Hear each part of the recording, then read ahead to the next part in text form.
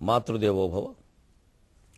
పదములు పంచదారలయి పాదము పాదమునందు దోపగా నదములు పొంగి పొర్లునటు నా కవితాచరి నింపి పెంపగా ఎదపయితో చుభావములకి దయపయదజేసి కప్పగా ఎదపయితో చుభావములకి దయపయదజేసి కప్పగా పదములనంటి వేడెదను భారతి నారతులిచ్చి గీరతిన్ పదములనంటి వేడెదను భారతి నారతులిచ్చి గీరతిన్.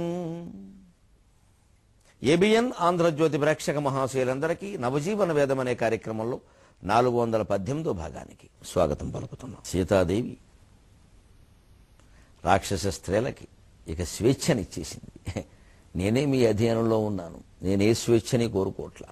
కామం ఖాద తమాం సర్వాక నకరిష్యామి ఓవచక.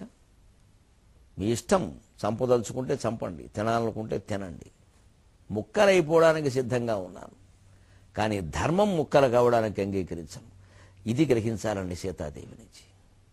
మన జీవితం ముక్కలైపోయినా మంచిది, శరీరం ముక్కలైపోయినా మంచిది, ధర్మం ముక్కలు కాకూడదు, జాతి ముక్కలు కాకూడదు. వాళ్ళ జాతి వ్యతిరేక శక్తులు కూడా తయారయ్యాయి. పాకిస్తాన్ వాళ్ళకి, చైనా వాళ్ళకి బాగా దన్నిచ్చి మాట్లాడేవాళ్ళు, ఆ రహస్యంగా సహాయం చేసేవాళ్ళు తయారయ్యారు. అన్ని కులాల వాళ్ళు, అన్ని మతాల వాళ్ళు సమైక్యంగా ఎదుర్కోవాలి ఈ దుర్మార్గపు శక్తులు సీతాదేవి స్ఫూర్తితో. అందుకే ఆవిడంటోంది విశ్వనాథ వారి భాషలో, రాముడు గురించి మీకు తెలియదు, అతడు నేనున్నచో ధనుజ సంహారము చేయును, నేనేనేనుచో త్రిజగత్ సంహారము చేయును అంటుంది విశ్వనాథ సీత. రామాయణంలో దీని ధ్వని ఉంది. అది ఆయనంటే,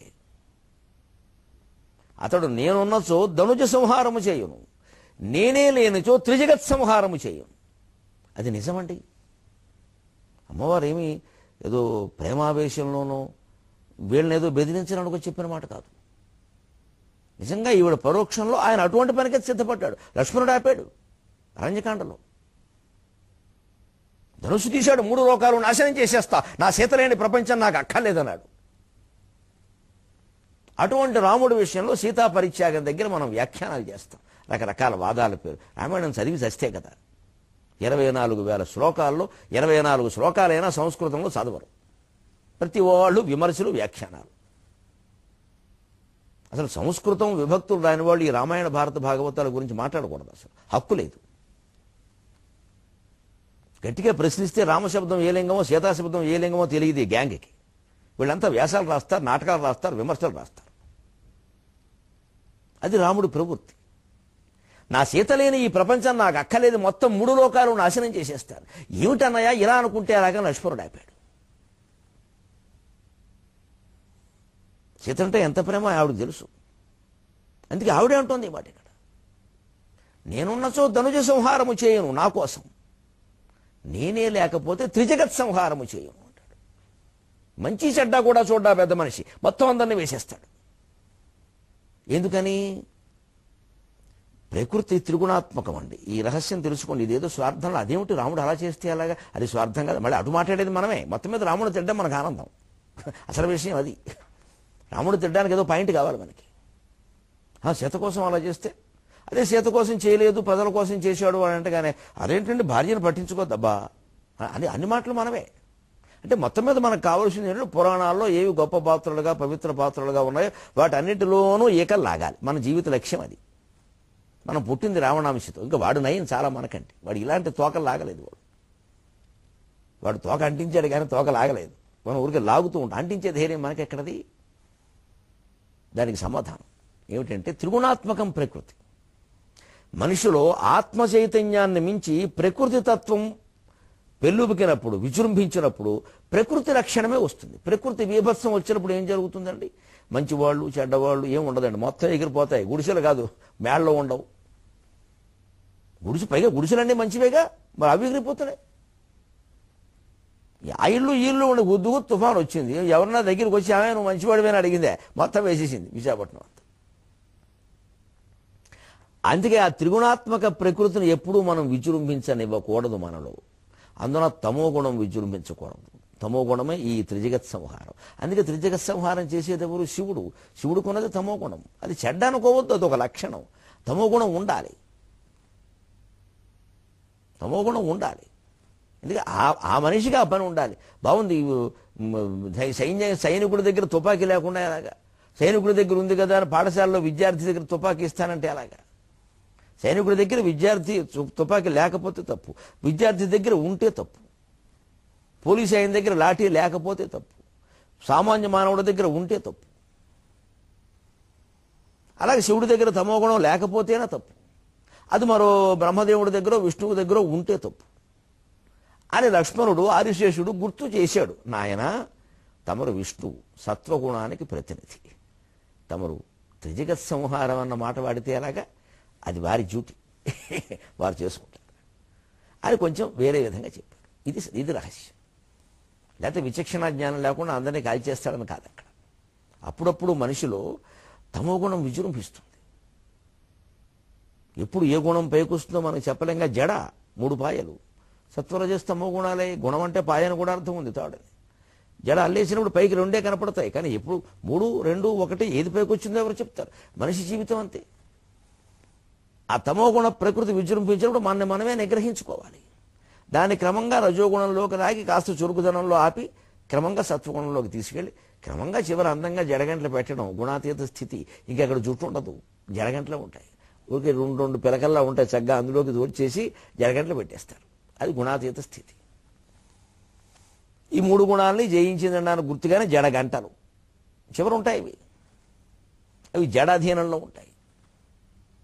జడగంటలను బట్టి జడ ఊగదు, జడను బట్టి జడగంటలు ఊగుతాయి. అంచేది అది లేక ఇది ఈ జడ అర్థమైతే జడ పదార్థమైన ప్రపంచం కూడా అర్థమవుతుంది. ప్రతి ఆచారంలో భౌతికం మానసికం అన్ని విశేషాలు ఉన్నాయండి. ఆ సంప్రదాయాలు అందుకోసం పాటించాలి. అది తెలుసుకుంటే ఇంకా ఆనందంగా పాటిస్తాం, బాధ్యతగా చేస్తాం. అంచేతను ఇక్కడ నేను ఉంటే గనక ధనుజ సంహారం, నేను లేకపోతే త్రిజగత్ సంహారమే, వేరే మాట ఏంటి అని ఇక్కడ ఒక మాట ఉంటుంది. లోక ప్రవాద సత్యోయం పండితై సముదాహృత అకాలే దుర్లభో మృత్యు స్త్రియా వా పురుషస్య వా. ఇవాళ ఆత్మహత్యలకి సిద్ధపడుతున్న వాళ్ళు, ఆ ప్రపంచంలో ఉన్న మనం అంతా అర్థం చేసుకోవలసిన వాళ్ళు. బతకాలే అనుకున్నవాడు బతకకుండా చనిపోవడం ఎంత సహజమో, ముంచుకొస్తే చావాలి అనుకున్నవాడు చావకుండా బతుకుండం కూడా అంతే సహజం. మృత్యువు ముంచుకు రాలేదు. అది రాకుండా మన ప్రయత్నాలు కుదరవు. కుదిరాయంటే 2 కారణాలు. కుదిరినంత మాత్రాన అది విధి నిర్ణయం అనకండి. కుదిరినప్పుడు 2 కారణాలు ఉంటాయి. ఎప్పుడు కర్మలో సంచితము, ప్రారబ్ధము, ఆగామి. ప్రారబ్ధ కర్మ అయితే అది వేరే, అది జరిగిపోతుంది. కానీ ఆగామి కర్మ మన చేతిలో ఉన్నదాన్ని కూడా మనం బలవంతంగా మృత్యువు తెచ్చి పెట్టుకున్నాము అంటే ఆగామి కర్మ వల్ల కూడా జరగచ్చు. అది చనిపోయినంత మాత్రమే ప్రారబ్ధం అలా ఉంది, అర్ధాయుష్కుడు అనొద్దు. ఎందుకంటే ఆత్మహత్య చేసుకున్న వాళ్ళ జాతకాన్ని ఎవరైనా ఖచ్చితంగా మళ్ళీ ఇంకా నేను చెప్పింది నిజమవ్వాలన్న ఉద్దేశంతో ఏదో నేను ఇది ముందే ఊహించానని గొప్పలు చెప్పకుండా చేతిలో రేఖలను బట్టి లేదా జ్యోతిష్శాస్త్రాన్ని బట్టి పరిశీలిస్తే వాళ్ళకి పూర్ణాయుర్దాయం ఉండొచ్చు. ఆగామి కర్మ చేస్తుంది, అది అసాధ్యం అనొద్దు. కర్మ సిద్ధాంతం అలా ఏం లేదు. గహనా కర్మణో గతికే అన్నాడు పరమాత్మ. మన చేతిలో చాలా ఉంది అంటే వీడు తెచ్చిపెట్టుకున్నాడు. అంచేది ఇది అదనపు పాపం అవుతుంది. సీతాదేవి ఏమంటుందంటే అకాలే దుర్లభో మృత్యు స్త్రీయావా పురుషస్యవా. స్త్రీకైనా పురుషునికైనా రాకూడని కాలంలో మృత్యువు కూడా రాదు. అదేది లోక ప్రవాద. లోకంలో ఓ మాట ఉంది, రాసిపెట్టుంటే కానీ రాదమ్మా, అది రావా వస్తే ఆగదమ్మా, అనుకున్నా రాదమ్మా మాట ఉందండి. తప్పేం లేదండి, మంచి మాటే. లోక ప్రవాద అయం సత్య, అది నిజమే. పండితై సముదాహృత, పెద్దలు చాలామంది చెబుతూనే ఉన్నారు. అబ్బాయి అంతా అది కనీసం పుట్టుగా మృత్యువు వివాహం ఇలాంటివైనా పూర్వజన్మ కర్మ ప్రకారం జరగకపోతే జీవితంలో జరగవలసిన అనుభవించవలసిన ప్రధాన ప్రణాళిక ఉంది. పుణ్యమో పాపమో లేదా శుభమో అశుభం, అది కుదరదు. అందుకే జాతకం చెప్పేవాళ్ళు కూడా పుట్టుక చెబుతారు, ఆయుర్దాయం చెబుతారు, వివాహం చెబుతారు, ఉద్యోగం చెబుతారు. నాకు రొంప ఎన్నిసార్లు పడుతుందంటే ఎవడూ చెప్పడు. మనం వానలో తడిస్తే పడుతుంది, దానికి జ్యోతిష్శాస్త్రం ఎందుకు? మనం ఎలా తయారైపోయామంటే బాగా ఆధ్యాత్మికమైన భక్తి పిచ్చి ఈ మధ్య బాగా పెరిగిపోయి ఇక ప్రతిదానికి ఏదో ఊహించడం. ఇంకా అలా అక్కర్లేదు. ఎందుకంటే జ్యోతిష్శాస్త్రంలో అంగిరసుడు చాలా గొప్పవాడు. అంగిరసుడు జ్యోతిష్శాస్త్రం ప్రారంభంలోనే ఓ మాట అంటాడు. భట్టనారాయణుడు రచించిన వేణీ సంహారంలో ఉంటుంది ఆ మాట, నాటకంలో. చూసి నేను ఆశ్చర్యపోయా, ఓ జ్యోతిష్శాస్త్రం రాసిన వాడే ఇలా రాశాడా అని. గ్రహచార స్వప్న ఉపచింతనం అంటాడు. గ్రహచారం వల్ల జరిగేవి స్వప్న ఫలితాలు ఇవన్నీ ఏమంటాడు అంటే కాకతాళీయం అంటాడు. ప్రాజ్ఞో నబిభ్యతి అంటాడు. ప్రాజ్ఞుడైనవాడు వీటికి కంగారు పడ్డు అంటాడు. జ్యోతిష్శాస్త్రం ప్రారంభంలో రాస్తాడు అంగిరసుడు. భట్టనారాయణుడు రచించిన వేణీ సంహారంలో వస్తుంది అన్నమాట దాని ప్రసక్తి. స్వప్న కలల ఫలితాలు, గ్రహచారం గురించిన కొన్ని విషయాలు అన్నీ ప్రతిదానికి. ఇంకా అలాగే ఏదో ఈ నైవేద్యం పెడితే ఈ మొక్కుబళ్ళు ఏదో మొక్కుకుంటాం. ఒకటి జరగగానే మొక్కుకోవడం వల్ల జరిగింది, అది కూడా కాకతాళీయం, ఎదురుచ్ఛ అంటాడు ఆయన. చెబుతాడు అన్నీ అలా జరగవు, మీరు అలా ఊహించుకుని పిచ్చివాళ్ళు అయిపోకుండా అన్నాడు. మన శాస్త్రాలు అటువంటివి చదివితేగా, నీ చెప్పేవాళ్లే పూర్తిగా చదవరాయే, వాడికి అనుకూలం ఎలాగో అది చెబుతాడు. కళలో ఉన్నవన్నీ జరగవండి అలాగా. యాదృచ్ఛికంగా ఏదో కళలో వచ్చింది, మన్నాడు జరిగితే రాత్రి కళ వచ్చిందమ్మా, అది యాదృచ్ఛికం. దాన్నే కాకతాళీయం అంటారు. అంటే కాకి తాడి చెట్టు మీద వాలింది, వాళ్ళెప్పుడే తాటిపండు కింద పడింది. వెర్రికాకి అనుకుందిట నేనెంత బరువుగా ఉన్నానో గరుత్మంతుడిలాగా, అందుకే తాటిపండు. నీకంత యోగం లేదు ఇక్కడ, అంత ఘనత ఏం లేదు ఈ కాకి. ఆ పండు అది కాకి వాలకపోయినా ఇది రాలేదు. ఇది రాలే సమయానికి అది వాలింది, ఎందుకని అది వాలబట్టి ఇది రాలేదు. అదే కాకతాళి. ప్రాజ్ఞోన బిభ్యతి అని రాశాడు స్పష్టంగా. ప్రాజ్ఞుడైన వాడు ఇవన్నీ పట్టించుకోడు, వాడు బెదిరిపడు. అది జ్యోతిష్శాస్త్రం రాసిన వాడే అంగిరసుడు. అంటే ప్రతిదీ గ్రహస్థితి ప్రకారమే జరిగింది. కళ వచ్చింది కాబట్టి జరిగింది, శకునం వచ్చింది కాబట్టి జరిగింది, కుక్క ఎదురు రాబడి జరిగింది, ఈ మొక్కుకున్నాను కాబట్టి జరిగింది. ప్రతిదీ అలా ఆలోచించకూడదండి మూర్ఖంగా. ఆత్మహత్య జరిగినప్పుడు కూడా వాడు బలవంతంగా తెచ్చి పెట్టుకుంటాడు. అదో పాపం మళ్ళీ అనుభవించాల్సింది. ఎందుకంటే ఆ ప్రణాళికకి అడ్డం వేసుకోగలగడు. ఆ శక్తి మనిషి చేతుల్లో ఉంది. మృత్యువు రాసి పెట్టుందని అక్కడ అనొద్దు. ఆత్మహత్య ఎప్పుడు మృత్యువు రాసి పెట్టుంటే ఆత్మహత్య జరగదు, హత్య జరుగుతుంది. మృత్యువు రాసి పెట్టుంటే మామూలు కాలక్రమంలో పోవడం, రోగాల ద్వారా పోవడం, హత్య ద్వారా పోవడం. ఆత్మహత్య అనేది వాడే రాసి పెట్టుకుంటున్నాడు అక్కడ. అది అలా కొన్ని ఉండొచ్చు. ఏమిటి, కొన్ని దానికి తగినటువంటి పాపకర్మలు కూడా కొన్ని చేసి ఉంటే వీడు అనుభవించాల్సినవి కూడా అప్పటికి ఆ జన్మతో అయిపోయి ఉంటే వెంటనే ఇంకో జన్మ ఎత్తడం తప్పనిసరి అయితే అప్పటికి వీడి వయసు ఇంకా 25 ఏళ్ళు 30 ఏళ్ళు అయి ఉంటే అప్పుడు ఆత్మహత్య కూడా జాతకం ప్రకారమే జరగచ్చు. ఎందుకంటే ఈ జన్మ అయిపోతుంది. వాడు పోకపోతే అక్కడ వీడు ఎవడు కడుపున పుట్టారో వాడు పుట్టేశాడు, వాడికి పెళ్ళయింది, వాడికి శోభనం కూడా అయింది, వీడిళ్ళు అక్కడ పడాలి ఇప్పుడు. అందుకని అప్పుడు అది మృత్యువు ప్రకారం వచ్చినట్టు. ఇది తేల్చడం కష్టం. అందుకే భగవద్గీతలో కృష్ణుడు గహన కర్మణో గతికి నువ్వు ఆ గొడవ వదిలేయమన్నాడు. మనం దాన్ని పట్టుకు వేలాడుతూ ఉంటాం. మా బోటుగాడు అప్పుడప్పుడు విశ్లేషించక తప్పదు, చాలామందికి అనుమానాలు వస్తున్నాయి కాబట్టి మీరు వదిలేయండి ఆ విషయాన్ని. మన పనులు మనం చేసుకుంటూనే వెళ్ళిపోవాలి. దైవం మీద నమ్మకం ఉంచి పురుష ప్రయత్నం చేస్తూ ఉంటే ఏది ఫలించిందో అది జరిగింది, ఫలించలేదు మనకి యోగం లేదు, వదిలేయి. ఫలించడంలో కూడా పూర్తిగా మనదే కాదు దైవానుగ్రహం ఉంటుంది. అలా ఉంటే హాయిగా ఉంటుంది జీవితం. ఎందుకు సంకోచాలు రావాలి, సందేహాలు రావాలి? మొత్తం శాస్త్రాలన్నింటికి మనం నిర్వచించుకొని కూర్చుంటాం ఇక్కడ. అకాలే దుర్లభో మృత్యు, కాలం మీదికి రాందే మృత్యువు కూడా రాదు. లోకప్రవాదో సత్యోయం అని లోకంలో ఉన్నమాట నిజమే. పండితై సముదాహృత, పండితులు చెబుతూనే ఉన్నారు ఆ విషయాన్ని. స్త్రీయావా పురుషస్యవా. అందుకని ఆత్మహత్య చేసుకోవడం సహా ఇతరత్రా కొన్ని మనం తెచ్చిపెట్టుకుంటూనే ఉన్నాయి. ఆ తెచ్చిపెట్టుకునేవి ఆపుకుంటే చాలు. వాటంతా జరిగేది మనం వద్దన్నా జరిగింది. ఇప్పుడు ఈ అమంగళానికి పరిహారంగా అమ్మవారికి మృత్యు సంబంధమైనటువంటి ఆలోచనలు రావడం మనం వినలేం కాబట్టి ఒక తెలుగు పద్యంలో చక్కగా రాముడి గొప్పతనం, సీత గొప్పతనం, సీతారాములు ఇద్దరు అన్యోన్య దాంపత్యం గొప్పతనం, అసలు రామాభిరామ కీర్తనము గొప్పతనం చెప్పుకుని మనం సెలవు తీసుకున్నాం. ప్రముఖ కవి దేవరకొండ బాలగంగాధర తిలక్ గురువంకలని మంచి పద్య కవితా సంపుటి వేశాడు మహానుభావుడు. అందులో సీత గురించి రాస్తాడు ఆయన.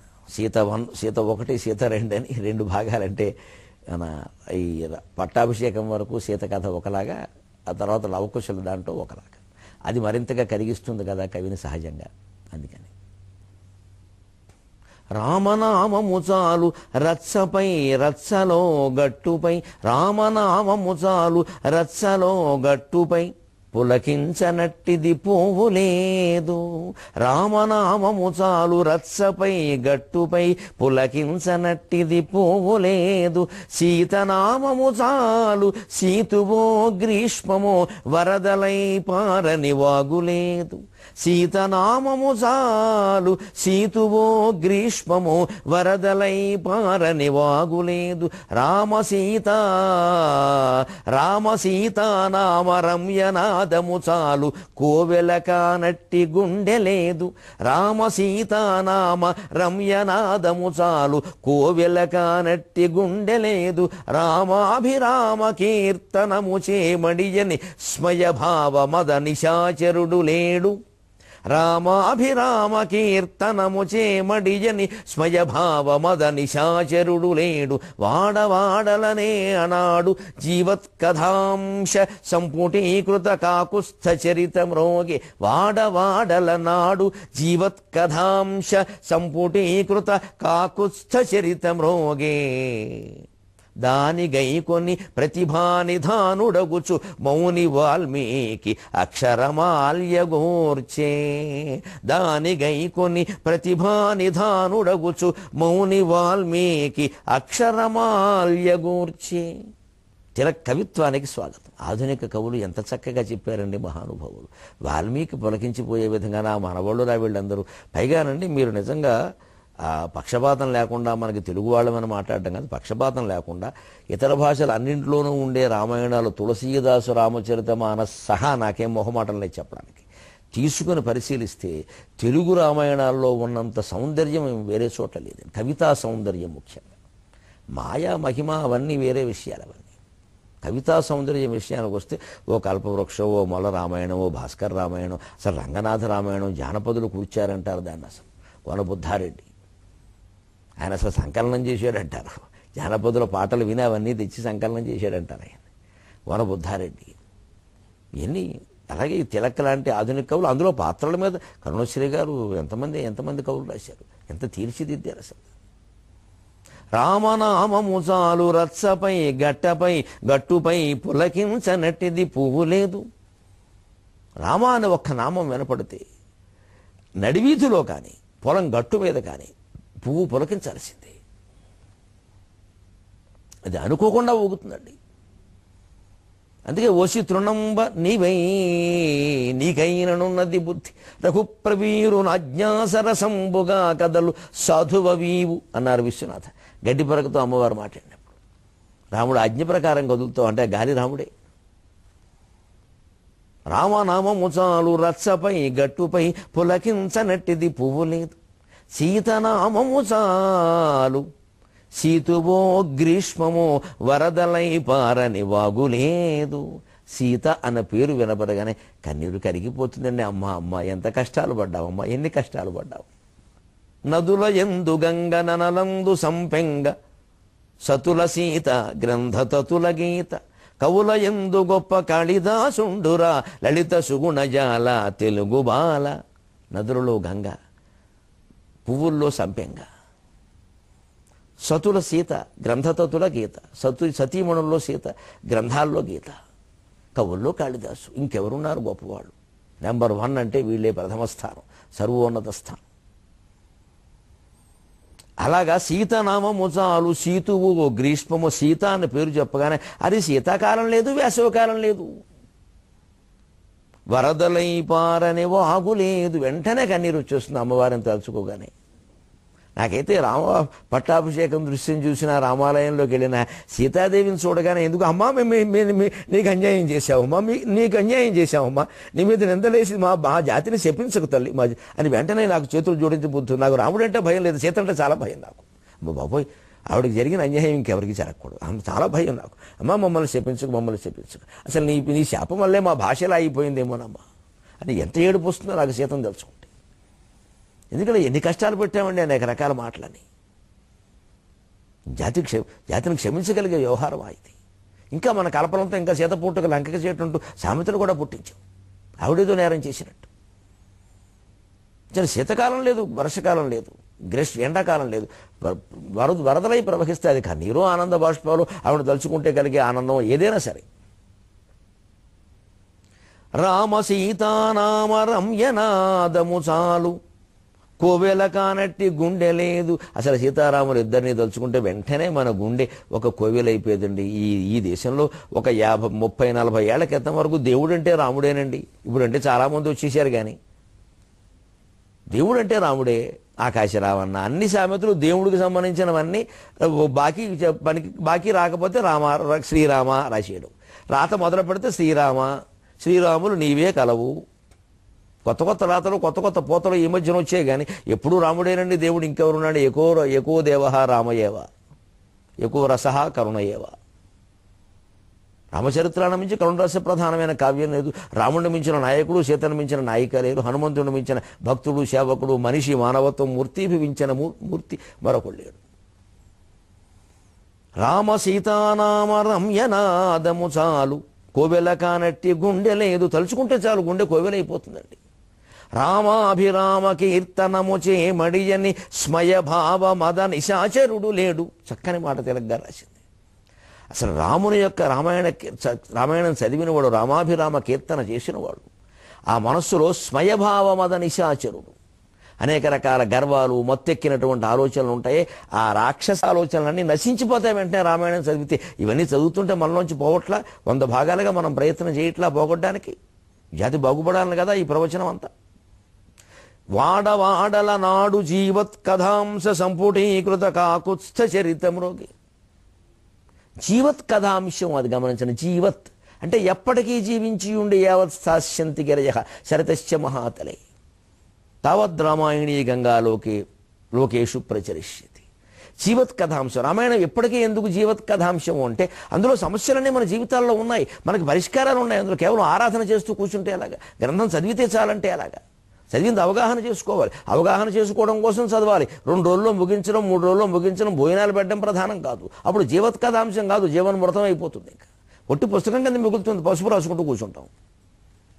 జీవత్ కథాంశ సంపుటీకృతం, ఎప్పటికీ బతికి ఉండేటువంటి కథాంశాన్ని ఆయన సంపుటీకృతం చేశాడు. కాకుత్స్థ చరితమ్రోగే. కాకుత్స్థ వంశానికి చెందిన మహారాజు రాముని చరిత్ర లోకాల్లో మోగుతోంది. ఇది లోకాలన్నిట. దానిగై కొని ప్రతిభా నిధానుడైన మౌని వాల్మీకి అక్షరమాల్యగూర్చి. దాన్ని గ్రహించి వాల్మీకి అపూర్వమైన ప్రతిభా నిధానుడు. అంటే ఇక్కడే మనం గమనించాలి, రామాయణం వినేటప్పుడు కావ్యం అనుకుని వినాలి. ఇది పురాణం కాదు.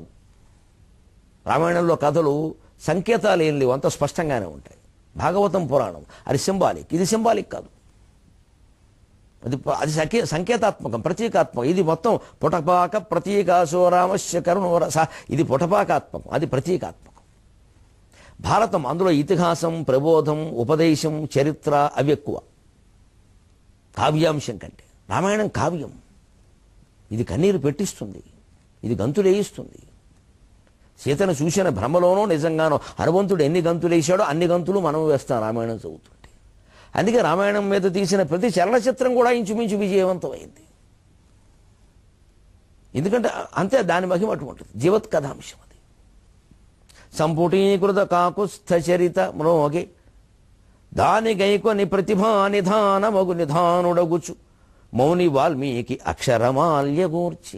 నిజానికి ఆయన మౌని. గమనించిన ఆ మౌని కావడంలో ఉంది గొప్పతనం. ఎందుకింత 24,000 శ్లోకాన్ని ఇంత గొప్పగా ఇంతకాలానికి ఇన్ని 7,000 ఏళ్ల తర్వాత ఇంకా నిలబడేలా ఆయన రాయగలిగాడు అంటే మౌని. ఆ మిగిలిన కాలం మౌనంగా ఉన్నాడు ఆయన. అదంతా తపస్సు తపస్సు తపస్సు, తనలో తానే లోచూపు.